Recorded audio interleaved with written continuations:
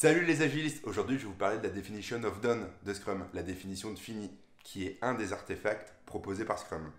Donc la définition de fini dans Scrum permet à toute l'équipe de comprendre et d'avoir une compréhension commune de quand un item du product backlog est réellement fini. C'est l'équipe qui se met d'accord sur cette définition.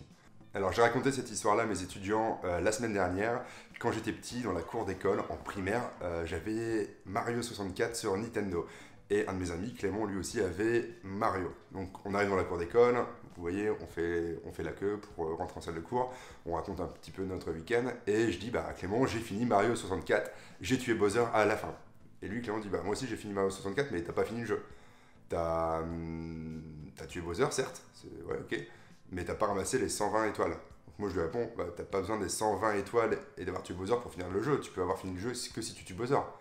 Et lui il me répond, oui mais pour avoir fini le jeu à 100%, il faut que t'aies les 120 ou 121 étoiles de Mario. Et là on a commencé un jeu de ping-pong, une discussion qui n'a servi à rien du tout. On s'est pas mis d'accord finalement sur la définition de fini. Et donc si on s'était mis d'accord le vendredi d'avant pour dire, bah comment on finit Mario, on se serait tout de suite mis d'accord. Bon bref, c'était juste une petite histoire pour vous montrer qu'on peut vite se mettre en désaccord sur une discussion ou sur quoi que ce soit. Donc là finalement, on laisse l'équipe définir de sa définition de fini. Donc finalement, ça peut être représenté sous la forme d'une checklist qu'on peut mettre à côté de votre board, okay, d'un point de vue management visuel. C'est une checklist que l'équipe vient checker à chaque fois qu'un item du product backlog est réellement fini. Donc le mieux c'est de prévoir une petite session tous ensemble, un petit workshop, pour écrire cette petite definition of done. Donc ça vient mettre de la transparence, ça vient mettre de la qualité, vu que c'est l'équipe elle-même qui vient définir sa définition de fini.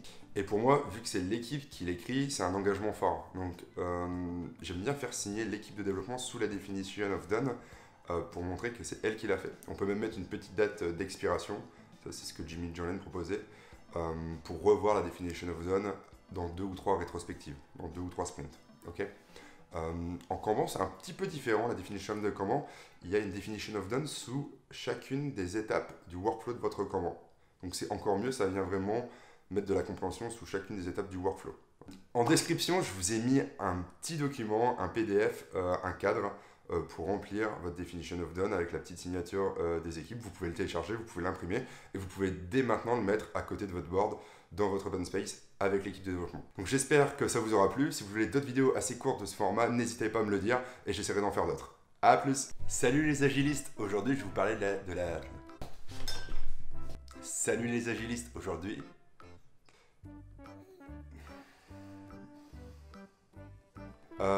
si vous avez aimé, vous mettez un like. Parfait.